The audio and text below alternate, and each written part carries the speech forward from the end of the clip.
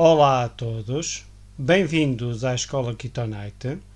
É com prazer que trazemos até ti mais uma aula desta escola. Como tu podes ver, hoje vamos falar sobre uma cor, que é a cor escarlata. E a pergunta que fica no ar é a seguinte: será que o facto de ser cor escarlata tem importância para compreendermos as profecias bíblicas? É esta pergunta que nós vamos tentar responder durante esta aula.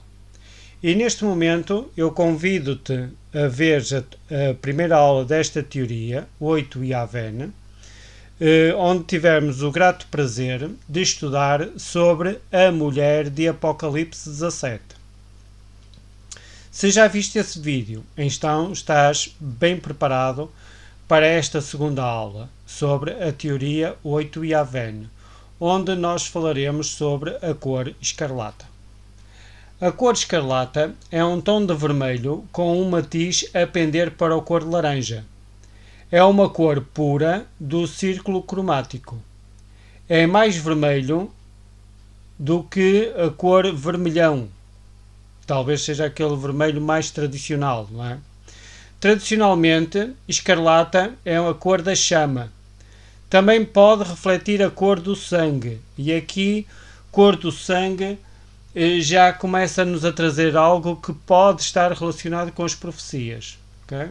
Portanto, esta cor é conhecida também como a cor do sangue. Escarlata é composto por vermelho e laranja. Ora, sangue já nos pode dizer alguma coisa sobre esta cor escarlata. Okay? Portanto, é importante esta cor. Sem mais demoras, vamos então para as nossas profecias, ou para a minha teoria, para as profecias bíblicas de interpretação, que é exatamente a minha teoria. E se bem se tu te recordas, na última aula, nós falamos ou estudamos os versículos 1 e 2 de Apocalipse 17. Hoje estudaremos o versículo 3 de Apocalipse 17 e também o versículo 4. E o versículo 3 diz o seguinte: E levou-me em espírito a um deserto e vi uma mulher assentada sobre uma besta de cor escarlata, vermelho. Portanto, como já viste, é um tom de vermelho. Portanto, João é levado em espírito, portanto, para mim em visão, e ele vai ver a mulher que nós estudamos nos versículos 1 e 2 já não está assentada sobre muitas águas, mas está assentada sobre uma besta de cor escarlata. E agora repara, no início estava assentada sobre muitas águas, agora está assentada sobre uma besta, mas num deserto. Ora, um deserto não tem água, não é? Ou tem água muito escassa. Não é? Há escassez de água. Ou então nem sequer existe água. Não é? Só que esta besta tem uma particularidade, é que ela estava cheia de nomes de blasfémia. E hoje nós vamos ver o que é que significa blasfémias, à luz das Sagradas Escrituras. E mais, e ela tinha 7 cabeças e 10 chifres. E se tu reparaste na minha primeira teoria, onde nós falamos sobre a besta do Apocalipse, ela também tem 7 cabeças e 10 chifres. É muita coincidência as duas bestas terem 7 cabeças e 10 chifres. Só que repara, João, ao ver esta besta, ela não diz que é semelhante ao leopardo. Se bem se te recordas, nós falámos muito no leopardo, e que eu acho que nem é um leopardo, é uma chita. Mas ele aqui não fala, diz só que ela é cor de escarlata. E a pergunta fica no ar: será que esta besta é a mesma? Mas se é a mesma, João não vai reconhecê-la como sendo a mesma. Ok? Mas mais para a frente nós estudaremos melhor esta posição das duas bestas. Ok? Mas para já ficas com a ideia de que é uma besta que tem o mesmo número de cabeças e o mesmo número de chifres. E além disso, ele está cheio de nomes de blasfémia. E hoje já vamos ficar a saber o que é que significa esta blasfémia. E eu, antes de procurar uma imagem para ilustrar esta teoria, portanto, quando eu comecei a escrever esta teoria, eu procurei sempre uma imagem, porque eu gosto sempre de escrever alguma coisa, tendo sempre alguma coisa na minha mente. e procurei uma imagem para ilustrar esta teoria. Como tu podes perceber facilmente, não é? Esta ilustração não é minha, não é? Eu encontrei isto na internet e coloquei aqui na minha teoria. Portanto, isto não foi eu que fiz isto. Gostaria de ter de categoria suficiente para fazer uma coisa destas, gostaria, mas não foi eu que fiz. E acho esta imagem espetacular, espetacular. E eu sempre, desde pequenino, imaginei a besta nesta posição e a mulher a cavalgar sobre a besta, exatamente como este retrato de Napoleão Bonaparte, em que Napoleão é pintado, não é, no Monte São Bernardo, pelo artista francês Jacques-Louis David, no início do século XIX, portanto, esta excelente pintura, em que aparece Napoleão a cavalgar, não é, no seu cavalo, e eu sempre imaginei a mulher a cavalgar sobre a besta. Sempre imaginei. Só que ela não está a cavalgar a besta. O texto diz que ela está assentada sobre a besta. Portanto, ela não está a cavalgar a besta. E, como eu já disse, eu gosto muito destas duas ilustrações. São extraordinárias. Lindas, lindas, lindas. Portanto, quem consegue fazer coisas destas tem talento, e mais que talento. Okay? É uma coisa impressionante. E, na primeira, a posição da mulher está correta, pois está escrito no texto sagrado, em Apocalipse, que a mulher está assentada e não a cavalgar. E eu acho que esta revelação, dada a João, tem dois significados. Primeiro, esta posição mostra que a mulher tem respeito pela besta. Okay? Tem muito respeito por esta besta. Isto é, ela não faz dela, da besta, um animal de carga ou de transporte. Portanto, a mulher não faz da besta um animal de carga ou de transporte. E existe uma segunda interpretação, que esta ilustração pode representar uma posição de realeza. Okay? Portanto, isto é, a mulher, ao estar assentada sobre a besta, mostra exatamente uma posição de realeza. Ela é uma rainha. Okay? Uma rainha. Portanto, uma posição de realeza. E será que é? Será que não é? Vamos ver. Mais à frente o texto vai nos dizer, se calhar já leste o capítulo 17 do Apocalipse e fizeste tu muito bem, e vês que de facto assim é. Não há dúvida nenhuma que ela é a chefe, não é? A chefe do mundo inteiro, sem dúvida nenhuma. Portanto, ela é uma rainha, isto é uma posição de realeza. E eu vou trazer aqui uma passagem que se encontra em Lucas, no capítulo 22, dos versículos 69 a 71, onde é utilizada esta palavra em grego, katimenin, okay, que é exatamente o verbo assentar em grego, e onde tu podes ver uma situação de realeza. Vais ficar bastante curioso com esta posição em Lucas 22, 69 a 71.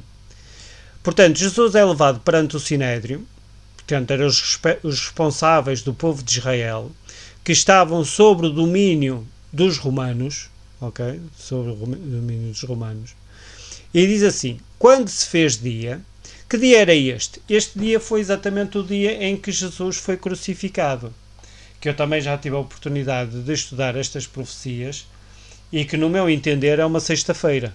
Portanto, Jesus foi crucificado numa sexta-feira, porque também diz que é o dia de preparação. Um dia podemos falar sobre esta minha posição, mas Jesus foi crucificado numa sexta-feira. Okay? E então este dia, porque Lucas, eu gosto muito do escritor Lucas, acho que é dos escritores mais espetaculares da Bíblia, se todos não são espetaculares, ou isto é, se não existe alguém, eu penso que são todos espetaculares, mas alguns distinguem-se dos outros. Portanto, e Lucas, para mim, não foi uma pessoa que foi indigitada como João para escrever um livro, mas ele recebeu os retratos, podemos assim dizer, das pessoas que presenciaram os acontecimentos, e ele decidiu escrever dois livros maravilhosos que estão nas Sagradas Escrituras, que é o livro de Lucas e o livro de Atos. Mas ele escreve de uma maneira tão sublime que, para mim, o livro de Lucas é uma das pérolas das Sagradas Escrituras. Tanto o livro de Lucas como o de Atos, mas o Lucas é espetacular. E então ele faz um levantamento tão pormenorizado das situações que eu fico deliciado ao ler o Lucas. É uma coisa impressionante. É lindo, é lindo, é lindo, é lindo, é lindo. Então diz assim: quando se fez dia, que dia é este? É exatamente o dia da crucifixão do nosso Mestre Yeshua, Jesus. Diz que reuniu-se o conselho dos anciãos do povo. Que povo era este? O povo de Judá, os judeus. E dos chefes dos sacerdotes e escribas, e levaram-nos perante o sinédrio. Okay? Dizendo: se tu és o Cristo, okay? Se tu, portanto, disseram a Jesus: se tu és o Cristo, dize-nos, não é? Portanto, isto é, se tu és mesmo o Cristo, Cristo quer dizer Messias. Portanto, se não sabes o que quer dizer Cristo, Cristo quer dizer Messias em grego. Mais uma vez do grego. É uma coisa impressionante. Cristo é exatamente uma palavra grega que quer dizer mesmo Messias. Diz-se Christos. Portanto, é Messias em grego. E ele respondeu: se eu vos disser, vocês não acreditareis. Porquê é que Jesus disse isto? Porque já muitas vezes lhes tinha dito que ele era o Messias, não é? E portanto ele estava a dizer, mas eu já, quase como a dizer, já vos disse tantas vezes e vocês não acreditaram. Portanto, se eu disser-vos agora, vocês também não vão continuar a não acreditar. E se eu vos interrogar, não respondereis. Ok? Mas, desde agora, e agora vem a parte que nós queremos para o estudo das profecias, que obviamente tudo isto interpreta profecias, e isto é uma coisa sublime, isto é... Cada palavra que aqui está tem um significado extraordinário. Mas desde agora o Filho do Homem estará sentado à direita do poder de Deus. Ora, está aqui a palavra também relacionada, exatamente o mesmo verbo que foi usado para a besta que está assentada, para a mulher que está assentada sobre a besta. Este sentado é exatamente o mesmo verbo que foi usado no Apocalipse 17. À direita do poder de Deus. Eu podia trazer aqui o grego para tu perceberes que de facto é, mas depois podes verificar. Não, é só ir à internet e ver se encontras aquela palavra ou alguma coisa parecida com esta palavra no Lucas e vais ver que a palavra é exatamente a mesma. Portanto, eu fui pesquisar essa mesma palavra no grego e encontrei vários versículos onde essa palavra está. Portanto, eu estudo mesmo ao pormenor as profecias, mesmo nos originais. E esta palavra é exatamente a mesma, que está em Apocalipse 17, quando diz que a mulher está assentada sobre a besta. E diz que o Filho do Homem, quem é este Filho do Homem? O próprio Jesus, o Mestre Yeshua. Portanto, sem dúvida nenhuma, Jesus é o Filho do Homem, está bem? Estará assentado, portanto, estará assentado quando? No futuro, não é? Porque estará assentado, não é está assentado, é estará assentado desde agora, à direita do poder de Deus. Quer dizer que vocês vão me matar, mas isso para mim vai ser uma vitória, não é? Portanto, não vai ser uma derrota, porque para eles o que eles queriam era ver-se livre de Jesus, e Jesus já estava a dizer, já estava a fazer uma profecia. Era, vocês vão me matar, vocês querem me matar, mas isso não vai ser uma derrota, mas sim uma vitória. E eu vou-me assentar à direita do poder de Deus. Quer dizer que eu vou-me sentar no trono de Deus. Eu vou ser rei. Era aquilo que Jesus lhe estava a dizer. E repara que eles perceberam muito bem, porque vai dizer no versículo 70, diz assim: todos então disseram, todos então disseram, todos: és portanto o Filho de Deus. Portanto, eles perceberam logo o que é que Jesus estava a dizer. És portanto o Filho de Deus? Fizeram uma pergunta, não é? Porque aquilo que Jesus estava a dizer, eles concluíram, e muito bem, que Jesus era o Filho de Deus.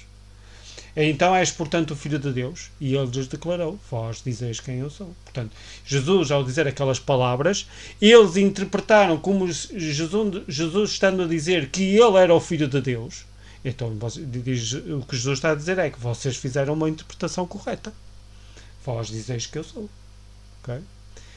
E depois, claro, como eles não aceitaram Jesus como o Filho de Deus, para mim é o Filho de Deus, sem dúvida nenhuma. Quando me pergunta quem é Jesus, eu digo logo: é o Filho de Deus, porque ele é o Filho de Deus, é o Filho de Deus vivo, do Deus eterno. Ele só tem um único filho, que é Jesus, e ele é o Filho dele, sem dúvida nenhuma. Podem dizer o que disserem sobre Jesus, sobre o que seja o que for, mas Jesus é o Filho de Deus, e ele próprio diz: vós dizeis que eu sou. Vós dizeis que eu sou. Isto é, vocês interpretaram muito bem. Eu sou o filho do homem, não é? Que através desta morte, não é? Eu vou estar assentado à direita do poder de Deus, porque eu sou de facto o filho de Deus. Tão simples como isto. Então, como eles não aceitaram, não é? Depois disseram logo, que necessidade temos ainda do testemunho? Não é? Ouvimos-lo da sua própria boca. Portanto, eles quando disseram a Jesus que vocês dizeis que eu sou, não é? Então eles atribuíram aquilo como sendo uma blasfémia. Não é? Uma blasfémia. E Jesus não estava a blasfemar, mas sim a dizer a verdade. E é onde reparar que sempre que as pessoas dizem a verdade, as pessoas não aceitam. Ainda hoje estive várias vezes a falar sobre o assunto. Quando nós dizemos a verdade, as pessoas não aceitam. As pessoas dizem mentira e as pessoas acreditam. É uma coisa impressionante. E aqui mais uma situação dessas. Jesus estava a dizer a verdade e eles simplesmente não aceitaram. Não é? Disseram que era uma blasfémia. Mas aquilo que eu gostava de chamar aqui neste aspecto é que este sentado aqui significa também uma situação de realeza, que o Filho do Homem se assentaria à direita do poder de Deus, portanto, como Rei. Okay? Existem outras passagens, podes ler Colossenses 3.1, Apocalipse 4.2, e existem muitas mais, onde variantes da mesma palavra são utilizadas na língua grega para representar exatamente realeza. Uma variante desta palavra também se encontra no primeiro versículo deste capítulo.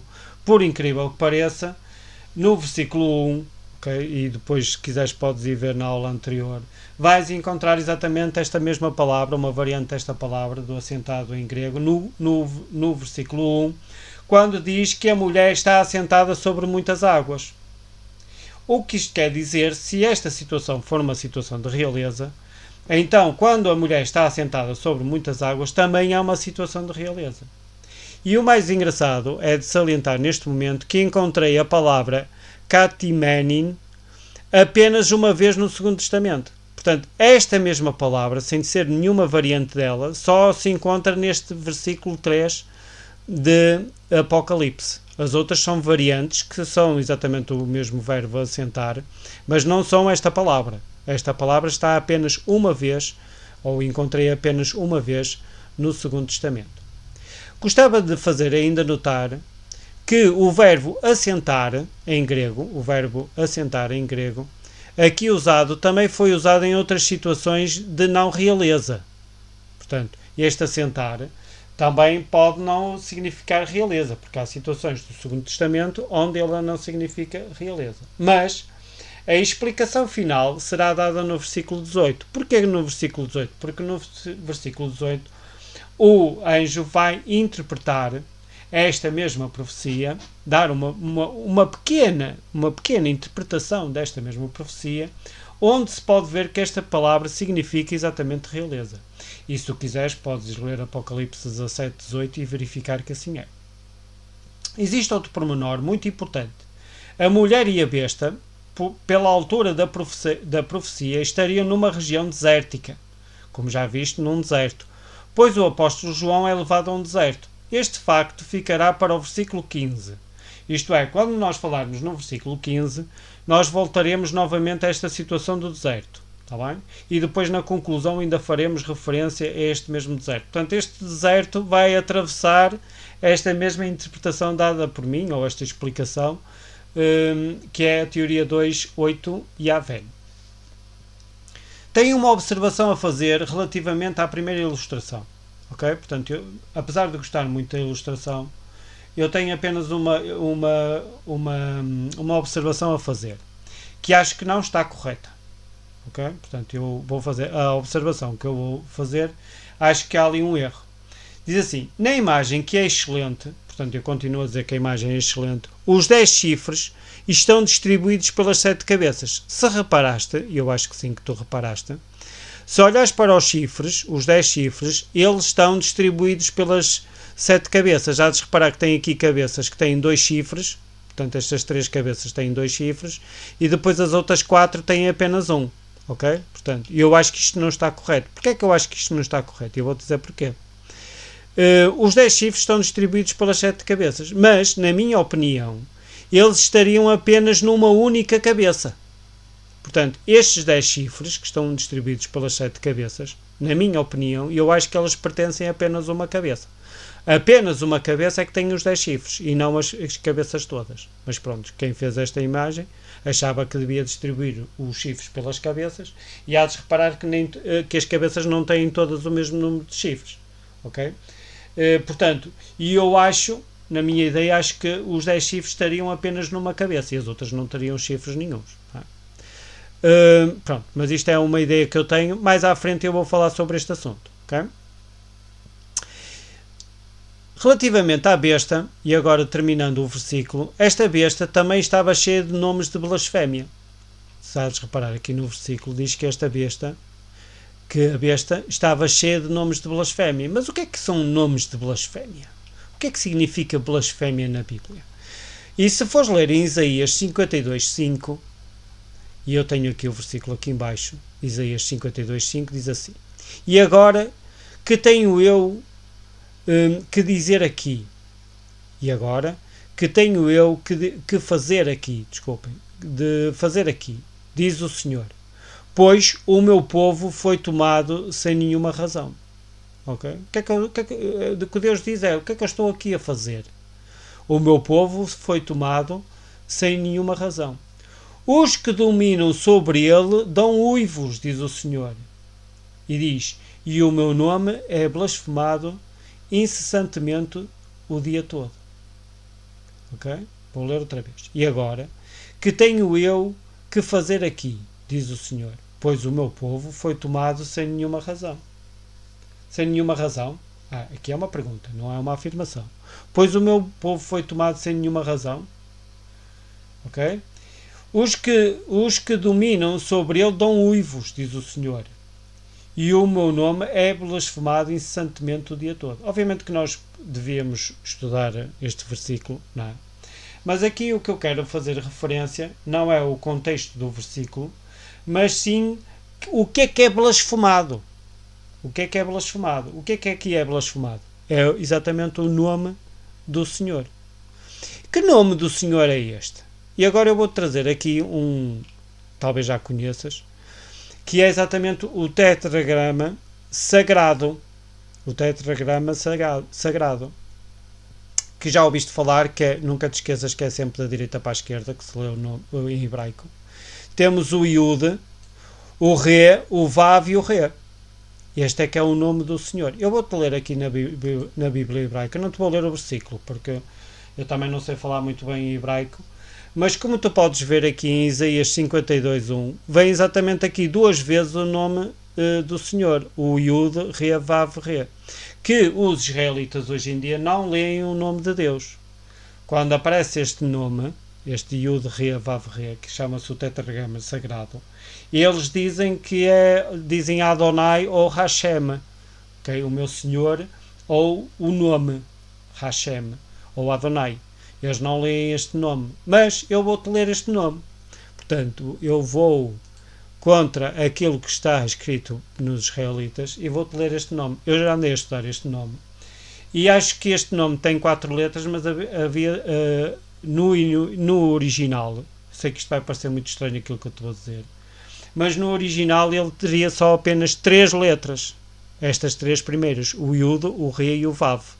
Este Re que está aqui no final é uma mãe de leitura. Se bem te recordas, na primeira teoria eu falei nas mães de leitura.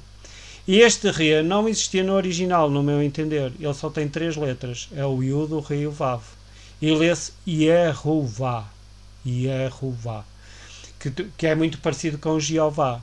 Jeová, para mim, no meu entender, é o nome de Deus. Jeová. E o Yud, Re, Vav, Re não tem aquele Re final. É só o Yud, Re, Vav. E lê-se Yehová. Aquele último Re é uma mãe de leitura. E existem muitas razões que eu acho que é o Re. Até entra aqui gematria. Aquela tal numerologia judaica. Faz mais sentido não ter o Re do que ter o Re. Exatamente pela gematria judaica. Um dia depois devemos falar sobre o nome de Deus. E agora eu disse que mais uma vez, Portanto, aqui foi só apenas uma curiosidade. Para mim, o nome de Deus é Jeová. E um dia hei de fazer um vídeo sobre o nome de Deus, que é Yehová, que é Jeová. E mais uma vez aqui aparece o nome.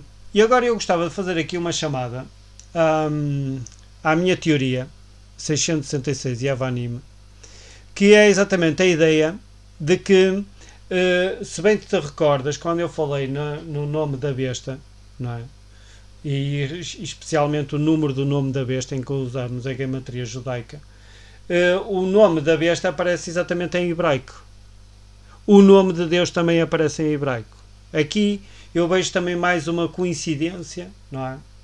E depois, se quiseres, podes ver o vídeo em que eu falei sobre o número 666. Convido-te neste momento a ver novamente esse mesmo vídeo 666 da teoria 666 Yavanim, tem mesmo como título 666, em que eu falei exatamente que este número é exatamente o número do nome da besta, que mais à frente eu vou dizer que é exatamente Yavanim, que é uma palavra hebraica, escreve-se em hebraico, exatamente da mesma maneira que o nome do Deus Eterno também se escreve em hebraico. Mais uma vez, o hebraico. É uma coisa impressionante. E aqui temos mais uma ligação entre o nome da besta em hebraico e o nome do Eterno em hebraico. Yehová, Jeová. Ok? E então o que é que significa blasfémias? Quando esta besta está cheia de nomes de blasfémias, a quem é que ela quer tomar a posição? Ou qual a posição? Exatamente a posição do Deus Eterno. A blasfemar contra o seu nome. E há muitas maneiras de nós blasfemarmos contra o nome de Deus. Quando nós colocamos algo na nossa vida antes de Deus, nós estamos a blasfemar contra o nome de Deus. É uma das razões. Mas existe muito mais. E então esta besta, na minha interpretação, um dia vamos falar sobre ela, ela de facto blasfemou contra o nome de Deus, que foi uma coisa impressionante. Será que ela ainda está a blasfemar? Isso agora, cada um tem que fazer a sua interpretação. Vou-te ler o versículo 4 e é aqui que nós vamos terminar. Diz assim: e a mulher estava vestida de púrpura e de escarlata, tom de vermelho, mais uma vez. E aquilo que eu te vou dizer aqui, que estas cores são da sociedade rica, dinheiro. Portanto, quer dizer que esta mulher estava vestida de púrpura e de escarlata. Repara que a besta era cor de escarlata e a mulher estava vestida de púrpura e escarlata. Mais uma vez aqui a escarlata. Hoje não vou falar sobre a púrpura. Okay?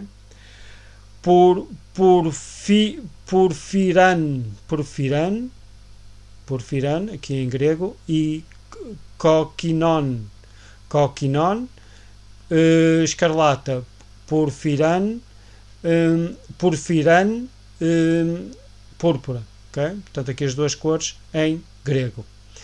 Mas vou-te continuar a ler o versículo. Dizia: a mulher estava vestida de púrpura e escarlata e adornada com ouro e pedras preciosas e pérolas, e tinha na sua mão um cálice de ouro cheio das abominações e das imundícias da sua fornicação.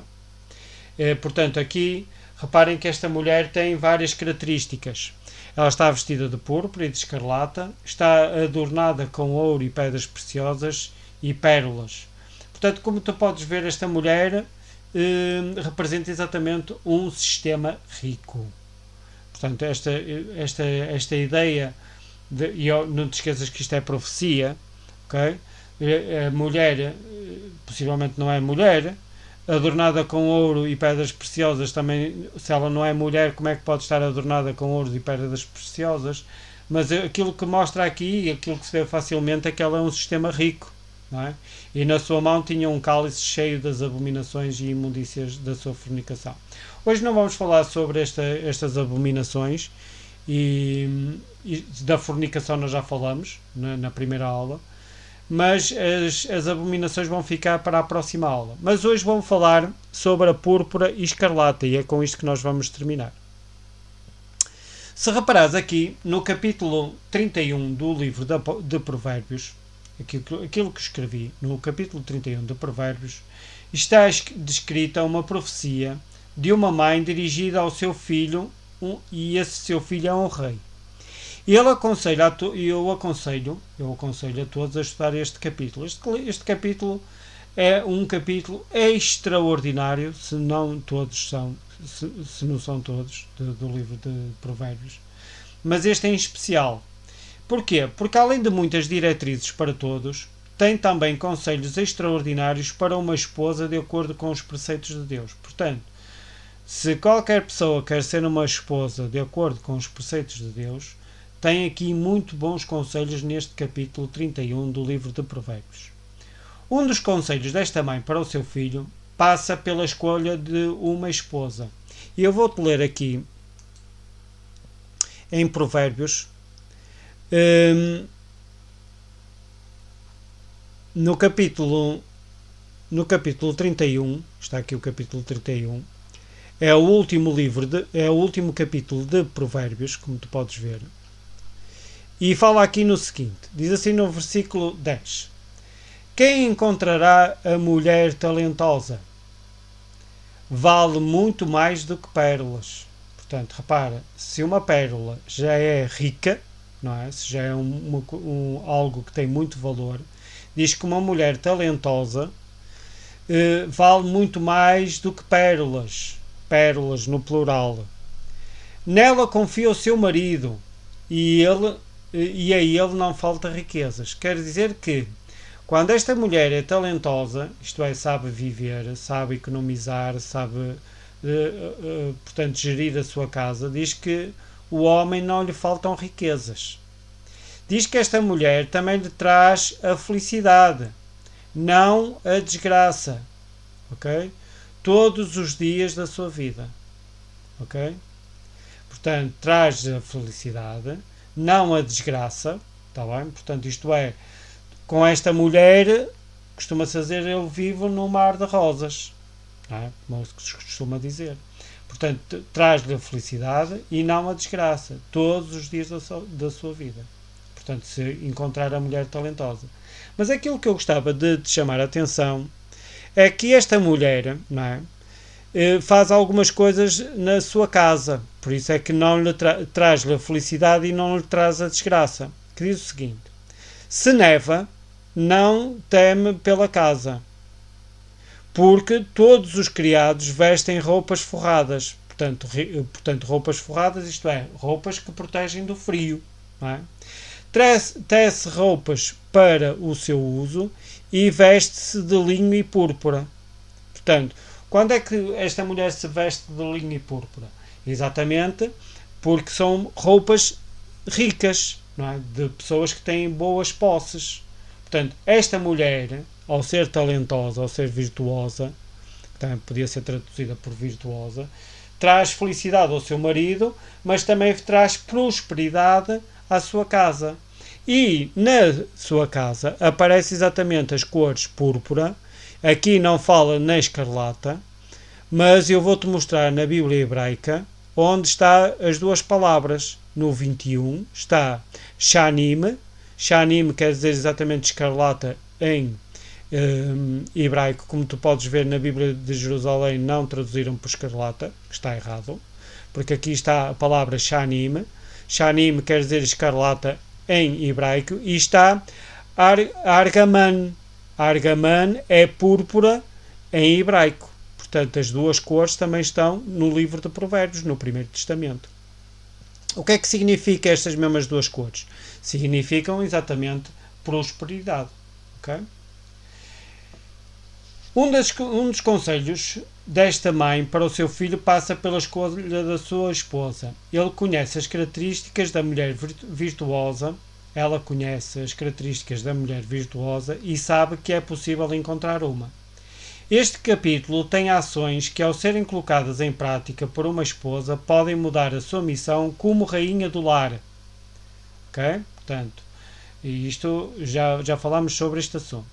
Nos versículos 21 e 22, a mulher virtuosa faz prosperar a sua casa e as cores púrpura, argaman, e escarlata, shanim, representam sinais de prosperidade e riqueza, como eu já falei. E agora eu gostava de terminar com esta parte aqui. Em Apocalipse 18:12, portanto o capítulo seguinte a Apocalipse 17, Ao ouvir-se uma voz do céu falando sobre as mercadorias da grande cidade de Babilónia, e agora já vamos aqui introduzindo algumas coisas que vão ser importantes para a compreensão dos próximos versículos, ok? Estamos a falar de Apocalipse 18:12. A púrpura e a escarlata aparecem juntas ao ouro, à prata e pedras preciosas, tal como no versículo 4 deste capítulo.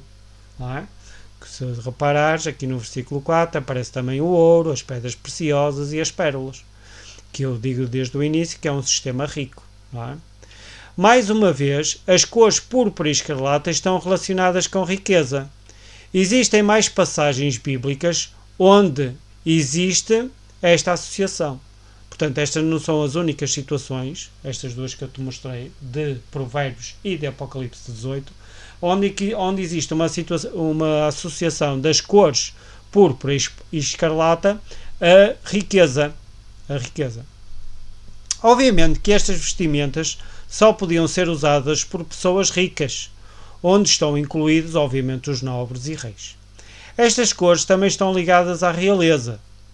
Claro que esta última conclusão é pessoal, não é? Porque nós vimos aqui em Provérbios que não está, quer dizer, está relacionado com a realeza, porque a mãe é exatamente a mãe de um rei, não é? Mas estes conselhos dados por esta mãe e este rei podem ser aplicados em qualquer situação e não só de realeza. Por acaso, é um rei e até podemos tirar essa interpretação. Mas também havia pessoas que não eram reis, não é? Que podiam usar estas cores, não é? Mas estão fortemente relacionadas com a realeza. Claro que esta última conclusão é pessoal, mas só neste momento. Mais à frente, eu vou referir um acontecimento registado na Bíblia que justificará esta afirmação. Obviamente que esta história não te vou dizer agora qual é, porque vai ficar como curiosidade, mas existe uma história nas Sagradas Escrituras, uma história verídica, muito triste, ok? Onde vai fazer esta ligação, esta junção entre as cores púrpura e escarlata, exatamente com a realeza, e com aquela situação que eu te mostrei no início, ok? De Lucas, que está registado em Lucas 22, 69 a 71, que eu te li, e que vai fazer a ligação exatamente entre essa mesma história, ok? E o Apocalipse 17, as cores púrpura e escarlata que estão relacionadas com a realeza. Então, como tu podes ver, as cores escarlata estão relacionadas, as cores púrpura e escarlata estão relacionadas com a realeza, não é? Mais à frente nós traremos mais versículos onde estará essa mesma situação. Portanto, as cores púrpura e escarlata estão relacionadas com a realeza, ok? Portanto, agora fica só assim um vislumbre, mas depois vais ver que assim é. Mas estão relacionadas também com o sangue. Sangue que é? Sangue vivo, ok? Sangue vivo.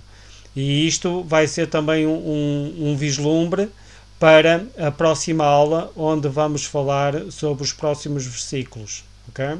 Em que a besta é cor escarlata, cor de sangue vivo, ok? E a mulher está vestida de púrpura e escarlata, ok? Há aqui uma forte ligação entre esta besta e a mulher, e assim é. As profecias bíblicas são extraordinárias, ok? Deixe-te esta curiosidade, ok?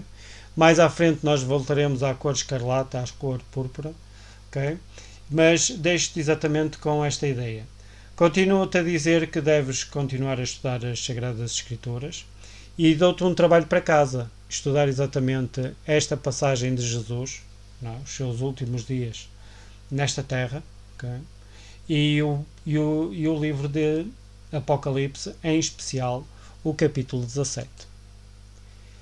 E se gostaste da nossa aula, convido-te a inscreveres no nosso canal, a compartilhares este vídeo e a acionares as notificações para receberes mais informações ou de vídeos que nós coloquemos aqui neste canal. então tudo bom para ti.